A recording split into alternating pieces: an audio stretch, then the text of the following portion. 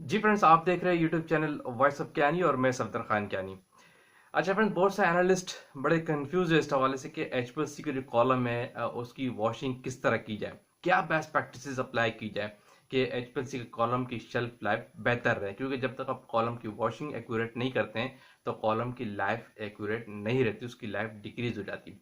तो आज मैं आपको कॉलम की वॉशिंग के हवाले से अगेन थोड़ी सी बात बताता हूँ कि ये किस तरह आपको प्रैक्टिस में इसको लाना चाहिए। देखें, कॉलम एचपीएलसी का जो है ये तो अंडरस्टूड है कि आफ्टर एनालिसिस आपने उसको प्रॉपर वॉश करके रखना है तो उसकी लाइफ और उसकी एक्यूरेसी और उसकी एफिशिएंसी मेंटेन रहती है, अदरवाइज वो खराब हो जाता है।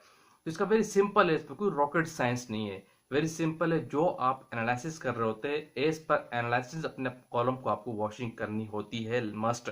इसके लिए बेस्ट प्रैक्टिस वेरी सिंपल, आसान लफ्जों आप समझ लें कि अपने कॉलम को आफ्टर वॉशिंग 2 आवर्स आप वॉशिंग करेंगे। यानी आफ्टर एनालिसिस 2 आवर्स आपने वॉशिंग करनी है। Very simple.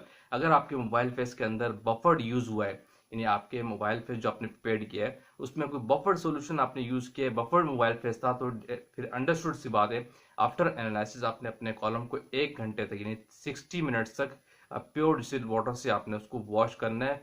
पहले आपने 0.5 ml के फ्लो रेट से, फिर आपने 1 ml के फ्लो रेट से, यानी 30 मिनट्स आप कर ले स्लो रेट से, फिर हाई फ्लो रेट की तरफ आप ग्रेजुअली फ्लो रेट बढ़ाते हुए आपने वॉशिंग करनी।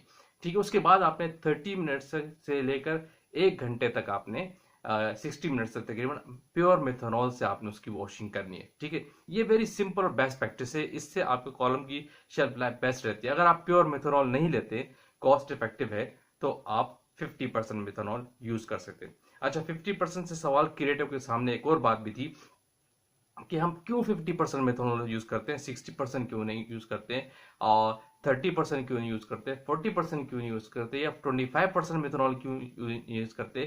क्यों मिनिमम बॉटम लाइन हमने 50% को मेथनॉल को दी है, तो इसके पीछे क्या साइंस है, क्या बैकग्राउंड है। देखिए, इसकी प्रैक्टिस हर इंडस्ट्री में यही है और रिकमेंडेशन भी यही कि आपने 50% मेथनॉल यूज करना है। क्यों?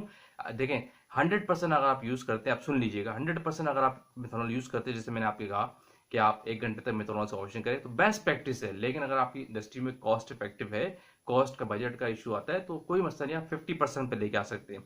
आप 60% भी यूज कर सकते हैं, नो इशू, अगर इस पे भी कॉस्ट इफेक्टिव बॉटम लाइन दी 50%। लेकिन 50% से नीचे आप अलाउ नहीं है आपको। उसकी वजह ये कि अगर आप 40% मेथनॉल यूज करते हैं या 30% का मेथनॉल यूज करते हैं, तो उस पर आपके कॉलम के अंदर ग्रोथ के चांसेस बढ़ जाते हैं, माइक्रोबियल ग्रोथ हो जाती है, जिससे आपकी कॉलम का पैकिंग इफेक्ट जो है, पैकिंग मटेरियल जो इफेक्ट होता है, और वो आपके कॉलम की एफिशिएंसी को इफेक्ट करती है। अगर आपके कॉलम में ग्रोथ हो जाती है, इसलिए कॉलम की वॉशिंग रिकमेंडेशन क्यों है कि कॉलम में ग्रोथ न हो। अगर आपके कॉलम में ग्रोथ या सेडिमेंटेशन हो जाती है या कोई पर्टिकुलर से रह जाते हैं, तो वो आपकी कॉलम की लाइफ को डैमेज करते हैं। तो इसीलिए जो 50% का वर्ड है, इस पे रिसर्च यही है, कि हिस्ट्री यही है, डेटा यही बताता है कि इस स्टेज पे कॉलम में ग्रोथ होने के चांसेस, फंगल ग्रोथ होने के चांसेस नहीं होते। इससे कम फ्लोर मेथनॉल परसेंट का अगर आप लेते हैं तो उस पर माइक्रोबियल ग्रोथ होने के चांसेस होते हैं। यही वजह है कि मिनिमम 50% आप यूज करते हैं, अदरवाइज आप 100% यूज करें, नो प्रॉब्लम। क्लियर?